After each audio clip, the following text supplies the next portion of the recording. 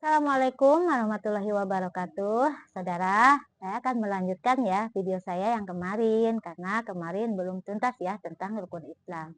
Nah, sekarang saya akan membahas rukun Islam yang ketiga. Sebagai umat Islam kita wajib tahu ya, Saudara. Karena ini pedoman hidup kita umat Islam. Kalau kita ingin selamat dari dunia sampai akhirat, harus tahu ilmunya yang dibawa oleh baginda Nabi. Nah, sekarang membahas rukun Islam yang ketiga ya.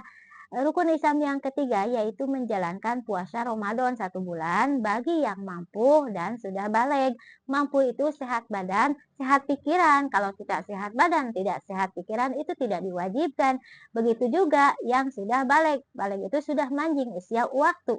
Wajib berpuasa. Kalau masih anak-anak itu wajib dididik oleh orang tua, yaitu contohnya sampai tengah hari, sampai sore hari itu masih didikan, jangan usia 7 tahun harus sampai maghrib, sampai sebulan tuntas dipaksa oleh orang tua, jangan, kan itu kan masih dididik oleh kita atau masih tahap belajar, jangan disekaliguskan seperti orang tua yang sudah manjing dan mampu atau sehat ya. Nah, sekarang rukun Islam yang ketiga yaitu menjalankan puasa Ramadan 1 bulan. Kenapa umat Islam wajib menjalankan puasa Ramadan 1 bulan setahun sekali? Kita harus tahu ya. Karena diturunkannya kitab suci Al-Quran kepada pemimpin kita Nabi Muhammad pada tanggal 17 Ramadan atau Nuzulul Quran. Maka wajib umat Nabi Muhammad atau umat Islam menjalankan puasa Ramadan 1 bulan untuk menghormati turunnya Al-Quran. Nah, kita harus tahu ya, sejarahnya itu puasa Ramadan 1 bulan itu kita menghormati turunnya Al-Quran yang diturunkan dari Sang Pencipta kepada Nabi Muhammad melalui malaikat Jibril.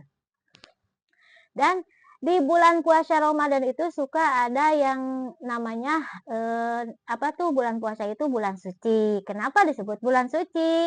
Karena diturunkannya kitab suci di bulan itu. Maka disebut bulan Ramadan itu bulan suci karena diturunkannya kitab suci ya. Dan suka ada juga yang mengatakan kalau puasa Ramadan itu bakal ada ganjaran ya kepada orang yang melaksanakan itu, yaitu 1.000 bintang dan 1.000 bulan. Kita harus tahu apa telaah atau maknanya 1.000 bintang dan 1.000 bulan kepada orang yang menjalankan puasa Ramadan. Nah, saya kasih tahu, apabila kita menghormati turunnya Al-Quran, yaitu pada tanggal 17 Ramadan atau Nuzulul Quran, kita berpuasa 1 bulan Ramadan untuk menghormati turunnya Al-Quran, dan kita mengkaji isinya kitab suci kita yaitu Al-Quran, dan mengamalkan isinya kitab suci, yaitu yang dalam isi kitab suci tersebut hukum-hukum kehidupan, yang di sana ada niat, sholat, akhlak yang baik, dan menjalankan hukum-hukum kehidupan yang sudah diatur oleh Tuhan. Di sana ada ya dalam kitab suci sebagai pedoman kita umat Islam. Nah, kalau kita mengkaji isinya dan mengamalkan isinya, maka 1.000 bulan dan 1.000 bintang akan kita raih. Apa 1.000 bulan dan 1.000 bintang akan kita raih? Kita harus tahu, bukan langsung bulan turun ke sini bintang, bukan, tapi 1.000 bintang dan 1.000 bulan akan kita raih itu ampunan Tuhan atau keriduan Tuhan, karena kita telah menginjak di jalan yang diridhoi oleh Tuhan. Begitu ya. Dan ada juga bulan suci itu mendapat pahalanya berlipat ganda gitu ya. Kata-katanya berlipat ganda dan akan kembali suci. Kalau kita menjalankan, kita harus tahu makna kata-kata itu ya, supaya jangan salah paham. Nah, kembali suci kalau kita menjalankan isi kitab suci yang diturunkan di bulan suci Ramadan, yaitu Quran. Kita mengkaji isinya, kita mengamalkan isinya, kita mendapat ridho Tuhan atau 1.000 bintang dan 1.000 bulan, maka kita kembali suci atau bersih dari dosa karena kita telah menjalankan yang disuruh oleh Tuhan yang ada dalam kitab suci. Begitu saudara. Jadi jangan salah kaprah ya, dalam perkataan itu ada kita mendapat 1.000 bulan, 1.000 bintang, kita kembali suci. Tapi kita tidak mengkaji isi kitab suci yang diturunkan di bulan suci itu. Kita tidak mengamalkan isi kitab suci yang diturunkan di bulan suci itu. Mana mungkin 1.000 bintang dan 1.000 bulan akan kita raya atau ampunan Tuhan. Dan mana mungkin kita akan kembali suci atau fitrah. Begitu ya. Jadi jalankan isi kitab suci yang diturunkan kitab suci Al-Quran itu pada tanggal 17 Ramadan atau Nuzul Quran. Maka kita wajib berpuasa menghormati turunnya Al-Quran, maka wajib kita mengkaji isinya Al-Quran, maka wajib kita mengamalkan isinya Al-Quran apabila kita ingin meraih 1000 bintang dan 1000 bulan atau ampunan Tuhan dan kembali suci atau kembali fitrah dari dosa. Begitu ya saudara. Nah, saya lanjutkan ya, rukun Islam yang keempat yaitu mengeluarkan zakat. Kita sebagai umat Islam di saat mau lebaran, seminggu lagi atau 1 hari lagi ke lebaran, kita wajib mengeluarkan zakat fitrah dan zakat usaha. Apa itu zakat fitrah? Zakat fitrah itu zakat badan apabila yang mampu ya, apabila yang mampu ini khususnya. Nah, kita telah menjalankan puasa ya, seminggu lagi ke lebaran atau 1 hari, kita membersihkan puasa kita yaitu dengan zakat fitrah, yaitu 2,5 kg beras bagi 1 orangnya ya. Kalau yang mampu, kalau yang tidak mampu tidak apa-apa, tapi menerima zakat gitu ya. Kalau mampu ya berzakat. Khususnya zakat diberikan kepada tetangga sanak saudara kita yang kaum fakir miskin untuk membantu mereka di saat mau lebaran, mempunyai beras, mempunyai uang untuk kebutuhan mereka. Jadi amal kebaikan saling membantu di saat mau lebaran. Dan begitu juga zakat usaha, kita harus tahu zakat usaha itu yang bagaimana ya, jangan sampai salah kaprah ada yang mengatakan zakat harta. Kalau zakat harta berarti semuanya harus dizakati, itu kan berat, seperti contoh rumah, sawah, mobil harus dikeluarkan zakatnya ketika mau lebaran, itu kan berat. Sedangkan Tuhan tidak memberatkan kepada makhluknya karena Tuhan tahu sifat-sifat makhluknya akan berat kalau seperti itu. Tapi yang disebut zakat usaha, zakat modal kita apabila kita contoh ya, kita modal 100 juta untuk membuka usaha, contohnya usaha jaket atau pakaian ya.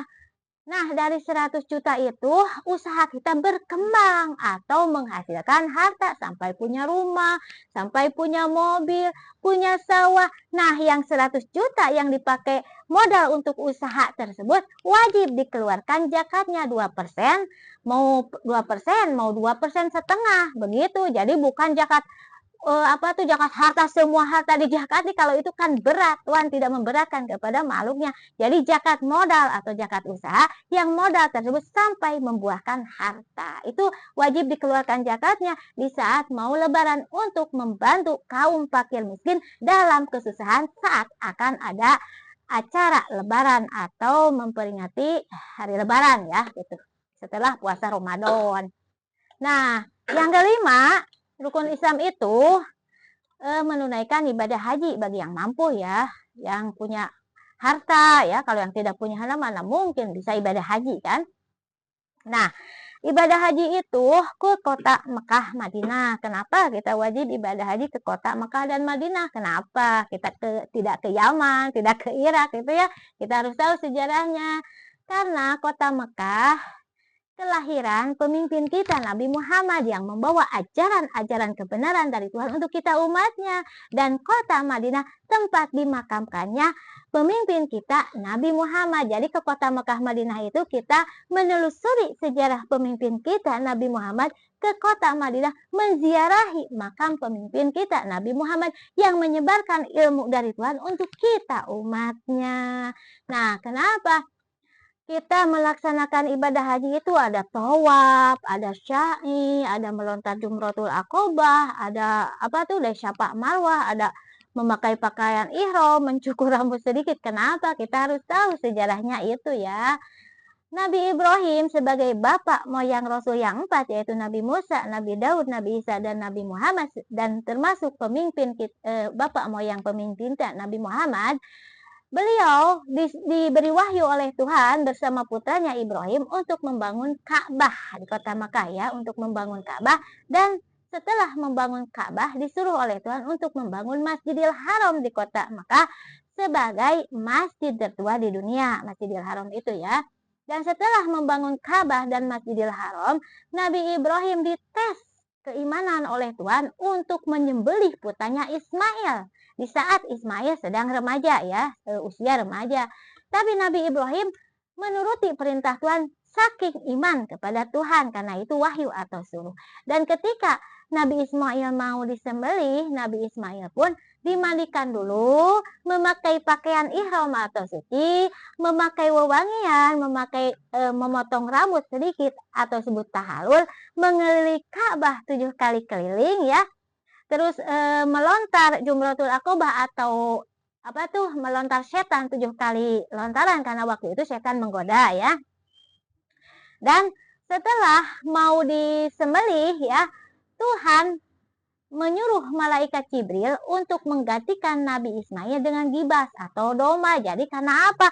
Karena Nabi Ibrahim telah lulus ujian, maka digantikan Nabi Ismail sebelum disembelih digantikan oleh gibas atau domba. Jadi yang disembelih itu gibas atau domba. Jadi ketika ibadah haji, ketika itu juga Idul Adha atau Lebaran kurban, karena sejarahnya itu. Jadi pengorbanan Nabi Ibrahim kepada Tuhan dan lulus ujian maka digantikan dengan gibas atau domba. Maka wajib umat Nabi Muhammad melaksanakan ibadah kurban bagi yang mampu atau punya harta, mengorbankan hartanya setahun sekali untuk dibagikan kepada kaum fakir miskin khususnya. Tapi kan kalau lebaran sama ya harta. Nah begitu sejarahnya. Dan ketika Safa Marwah 7 kali balikan, itu sejarahnya Siti Hajar yang ketiga itu Nabi Ismail sedang menyusu waktu bayi, beliau kekurangan air susu. Dia mencari sumber mata air dari Safa Marwah 7 kali balikan sampai dikeluarkannya air Zam-Zam oleh Tuhan dari telapak kaki Ismail. Sampai sekarang air Zam-Zam di negara Arab Saudi banyak. Itu sejarahnya ya. Dan kenapa Siti Hajar oleh Tuhan mencari sumber air, tidak saya istri Nabi berdoa aja langsung air turun, tidak. Karena apa? Karena hidup di alam dunia ini perjuangan atau berjuang. Jadi walaupun istri Nabi, walaupun Rasul, walaupun Nabi, hidup di alam dunia ini berjuang untuk mencari kehidupan atau kebutuhan kita. Begitu ya sejarahnya. Dan kenapa ketika ibadah haji wajib wukuf di Arafah? Kita harus tahu wukuf di Arafah. Nah, kita tahu itu contoh ya, kalau di akhirat nanti ada yang bernama padang mahsyar yang panasnya begitu sangat ya. Dan di sana semua manusia disimpan dan dilihat semua amal-amalnya begitu bagus atau tidak. Kalau bagus pasti akan ternaungi oleh bendera Rasul masing-masing. Kalau tidak bagus atau keluar dari aturan Tuhan, maka akan terkena teriknya matahari 7 sampai keringatnya keluar darah. Nah, di sana wukuf Arafah itu dicontohkan padang mahsyar akhirat. Begitu saudara, itu sejarahnya ya. Makanya ibadah haji itu pas waktu lebaran Idul Adha atau lebaran kurban, karena sejarahnya Nabi Ibrahim itu dites ke ujian untuk mengorbankan anaknya dan lulus ujian, maka digantikan dengan gibas atau domba. Maka kita wajib mengeluarkan harta kita setahun sekali untuk dikurbankan atau dibagikan. Nah, kita juga harus tahu, jadi kita pergi ibadah haji itu bukan untuk penebusan dosa. Kita pergi ibadah haji langsung dosa kita hangus. Bukan. Kalau dosa hangus ya tergantung amal perbuatan kita. Kita pergi ibadah haji apa amal perbuatan kita sama aturan-aturan kehidupan yang disuruh oleh Tuhan atau tidak. Kan sekarang banyak kita pergi ibadah haji, hutang tidak dibayar, banyak yang menagih tidak mau bayar, pergi ibadah haji. Bagaimana itu ibadah hajinya akan hangus dosa? Tidak kan? Maka kita wajib tahu hukum-hukum kehidupan supaya kita bersyahadat, kita menjalankan sholat, kita puasa Ramadan, kita mengeluarkan zakat, dan kita ibadah haji pun diterima oleh Tuhan. Karena apa? Kalau akhlak-akhlak kita buruk kepada sesama, walaupun sholat, walaupun puasa, walau mengeluarkan zakat, walaupun ibadah haji berkali-kali, tidak akan diterima kalau akhlak-akhlak kita buruk kepada sesama. Banyak yang sakit hati dengan perkataan kita, banyak yang sakit hati dengan perbuatan kita. Allah pun murka karena Allah menyuruh kita untuk berbuat baik kepada sesama makhluk, khusus manusia ya. Jadi bukan hanya manusia saja, kita wajib baik kepada air, kita wajib kepada alam dunia ini kita lestarikan. Kalau kita merusak alam dunia, Allah murka. Kalau kita menutup aliran air, Allah murka. Kalau kita tidak mau memberi jalan, bahkan menutup jalan, Allah murka. Kalau kita selalu menyakiti orang tua, yaitu orang tua kandung, orang tua tiri, orang tua angkat, orang tua didik atau guru dan mertua terus disakiti oleh kita, maka Allah murka. Maka ibadah haji tidak akan diterima kalau seperti itu. Jadi diterimanya ibadah haji, puasa, sholat amal perbuatan kita yang selalu berbuat baik kepada sesama makhluk, khusus manusia ya. Sekian, assalamualaikum warahmatullahi Iya wabarakatuh. betul, diteruskan dengan generasi yang akan datang.